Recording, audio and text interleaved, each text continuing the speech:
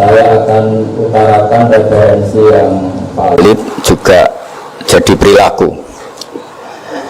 Ada aturan dalam ilmu hadis. Jadi di antara aturannya itu sebuah riwayat itu menjadi kuat meskipun asal-usulnya riwayat yang lemah kalau menjadi perilaku sosial. Karena perilaku sosial itu menunjukkan didikan atau pendidikan atau tarbiyah dari leluhur sampai kita. Misalnya saling memaafkan. Itu hadis tentang persisnya saling memaafkan mungkin banyak yang masalah ketika tagnya ada yang sampai menyebut fatasofaha salaman. Bisa orang berdebat hukumnya salaman kayak apa, apalagi musim sekarang. Orang saling curiga untuk nggak salaman itu. Tapi apapun itu perdebatan dalam persisnya tag, jika diperkuat oleh perilaku sosial, maka hadis itu menguat menjadi baik. Saya cerita tentang hikmah syawalan sebagai amanat yang dipesankan di sini. Syawalan di Indonesia itu identik dengan minta maaf. Ya, jadi kalau id itu dari kosakata audun maknanya kembali. Setelah kita puasa 1 bulan, kita insya Allah ber-KTP surga lagi. Jadi kita tahu dulu Nabi Adam itu di surga. Beberapa anaknya juga lahir di surga. Sehingga KTP kita ini sebetulnya KTP surga. Alamat tetap kita itu surga. Karena kita di dunia agak kacau itu, agak coro Jawa, agak bedigasan itu agak kacau. Terus status itu agak-agak hilang ini. Semoga agak hilang betul. Nah, dengan Ramadan itu status itu dikembalikan. Makanya banyak ulama mengatakan al-aid minal audi. Dari kata kembali, kita yang dulu penduduk surga, insya Allah barokahnya Ramadan yang diterima itu menjadi status penduduk surga lagi, disebut minal aidin. Kita kembali lagi ke fitrah, kembali lagi ke status kehambaan yang benar, sehingga kita layak menjadi ahli surga. Saya mulai dari status kehambaan. Memang untuk menjadi ahli surga itu kita tidak boleh menandingi Tuhan, menandingi kekuasaan Allah. Sehingga syarat dasar masuk surga itu harus abdullah, kita berstatus hambanya Allah. Disebut fadkhuli fi ibadi, masuklah dulu sebagai hambaku. Jadi kita berstatus sebagai hambanya. Baru setelah layak jadi hambanya, baru wadkhuli jannati, baru berstatus layak sebagai ahli surga. Jadi status kehambaan ini kita mantapkan dulu. Jangan ada status lain kita di depan Allah kecuali status kehambaan. Saya punya analogi dan itu saya ulang-ulang karena di antara ciri Quran itu mengulang-ulang sesuatu yang harus jadi pegangan. Saya ulang lagi, di antara ciri Quran itu mengulang-ulang sesuatu yang jadi pegangan. Jika kita belajar ilmu fisika atau ilmu apa saja, maka kita akan bicara materi sesuai statusnya. Jadi kita harus latihan untuk iman kepada Allah. Saya tanpa mengurangi rasa hormat, saya memberi contoh begini. Ini jam, materinya dari besi. Ini kertas, materinya ya kertas. Tentu secara fisik, orang akan bilang jam ini lebih kuat timbang kertas. Dan itu pasti dibenarkan dari segi materi. Tapi kalau Anda beragama dan Anda tahu bahwa pengendali alam raya ini Allah Ta'ala, maka kamu akan bilang, terserah Gus Beha gitu. Bisa saja jam ini saya punya niat saya hancurkan, kertas yang lemah ini saya simpan. Sehingga jam tangan ini 5 menit lagi saya hancurkan sehingga benar-benar rusak. Sementara kertas ini saya simpan sampai bertahun-tahun awet. Nah, kira-kira seperti itulah ilmu manusia. Sesuatu yang kita sangka kuat, ternyata Allah punya rencana menghancurkan itu.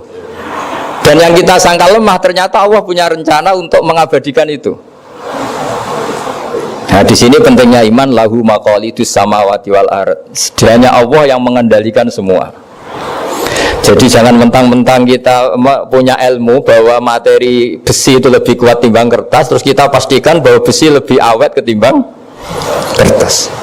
Kita sisakan satu keyakinan, terserah Allah, terserah pengendalinya.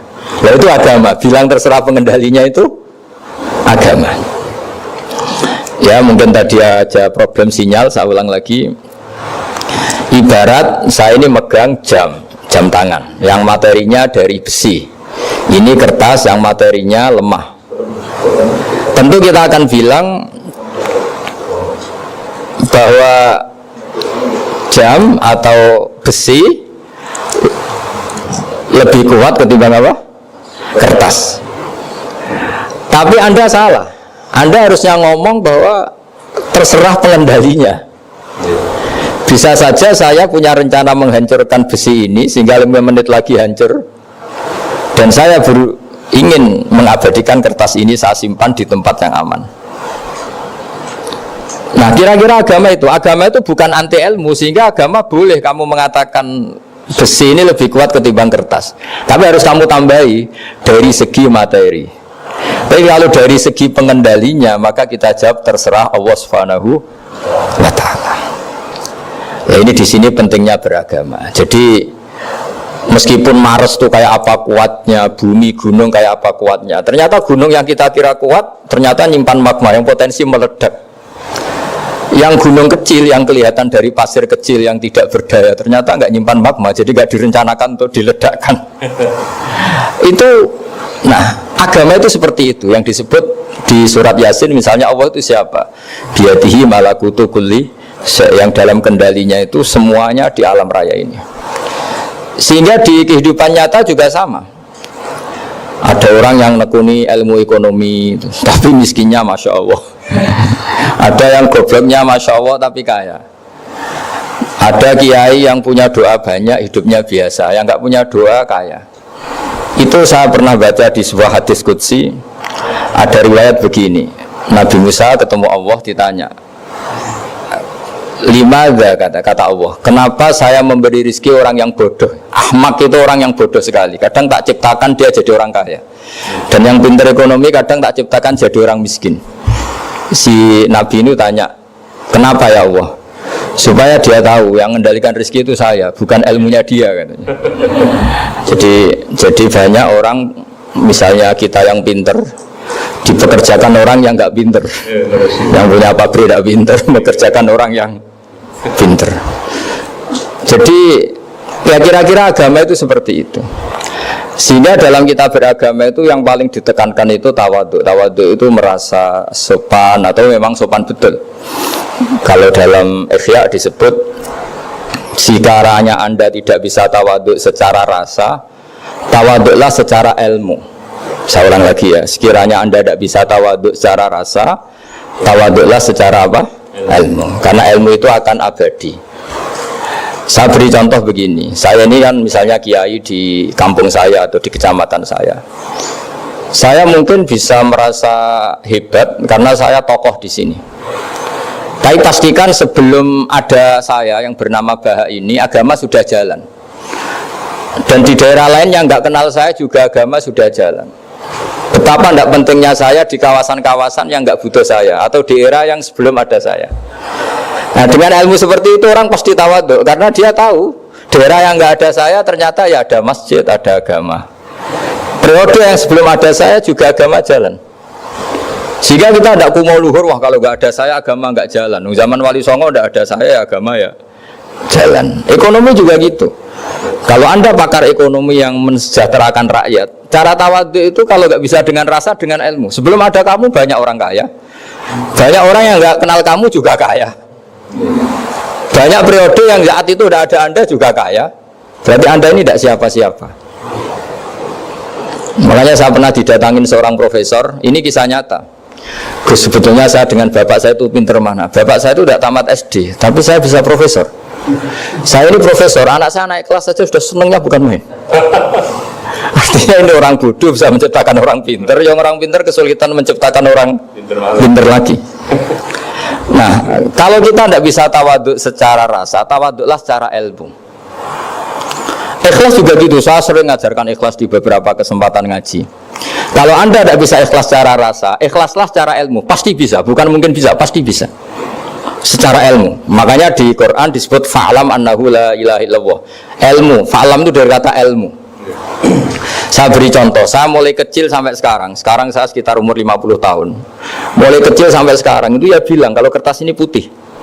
Itu ya ada yang gaji, ada yang bayar, tapi saya selalu bilang kertas ini putih. Yang hitam ya saya katakan hitam, yang merah saya katakan merah. Kenapa? Karena itu fakta. Saya ulang lagi, karena itu fakta. Sehingga saya untuk mengatakan putih tidak perlu ada yang bayar. Sehingga ketika kita latihan sholat, latihan ibadah dan mengakui Allah itu sebagai Tuhan kita akan malu. Loh, faktanya Allah itu kan Tuhan. Mau mengatakan fakta kok minta upah, ini gimana? Kita mengatakan Allah Tuhan itu sama dengan mengatakan kertas ini putih. Sama-sama itu fakta. Sama seperti saya mengatakan Pak Jokowi itu presiden kami. Itu kan fakta. Masa nunggu kalau dikasih BLT katakan presiden, kalau enggak ya enggak. Itu kan ribet jadi. Pak Panut misalnya rektor UGM, mbok saya enggak digaji di sana atau enggak kerja di sana, bilang kalau beliau itu rektor. Pak Ganjar gubernur Jawa Tengah, mbok saya dikenal apa enggak, ya beliau tetap gubernur.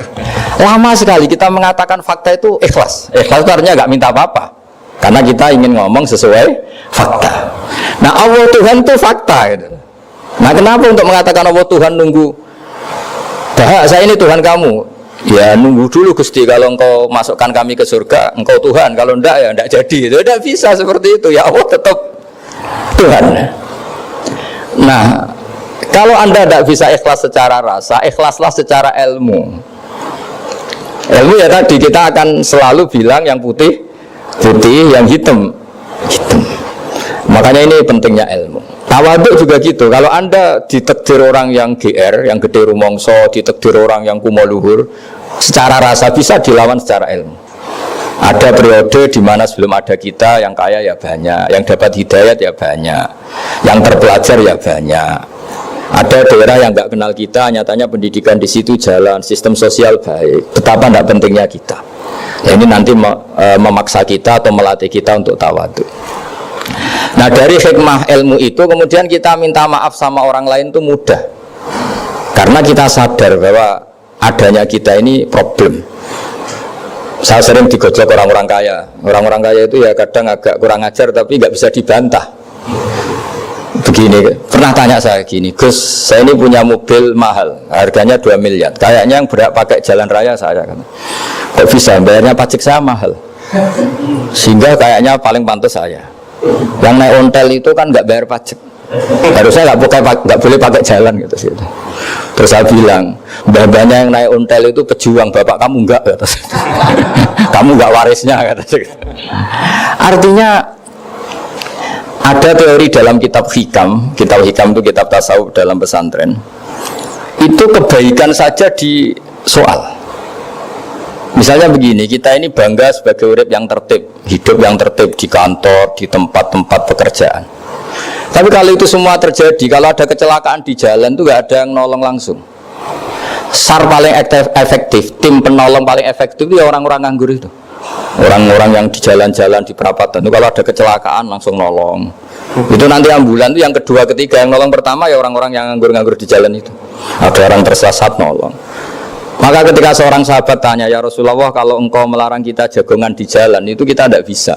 Tapi kata Nabi, ya silahkan saja, tapi adu hak kotorik, hak kamu di jalan itu datangkan. Apa itu? Ya kamu bisa amar ma'ruf nahi mungkar. Coba kalau di terminal, di tempat publik banyak orang yang soleh, itu nanti copet ya sungkan. Yang mau jambret ya sungkan, karena yang di situ orang-orang soleh. Nanti yang nggak sholat juga sungkan, karena yang di situ banyak yang sholat. Jadi kenyamanan orang pergi jauh di tempat-tempat sepi itu ya barokahnya orang-orang nganggur terus ngaji, wah nengkono masih rame, ada orang yang di perapatan, di pertigaan. Bayangkan kalau ini orang-orang soleh, pasti itu nyaman karena wilayah publik dihuni orang-orang yang soleh. Tapi orang pasti bilang itu nggak tertib. Kita ininya hidup ya tertib di kantor atau yang suka di masjid. Tapi kalau itu terjadi, itu nggak ada tim SAR gratis yang setiap saat kalau ada orang kecelakaan nolong. Makanya dalam makalah hikam itu paling masyhur diantaranya itu, manusia itu siapa? Manusia itu mangkanat mahasinuhu masawiyah, fakih falatakun masawihi masawiyah. Manusia itu orang yang saat baik saja ada salahnya, apalagi pas salah.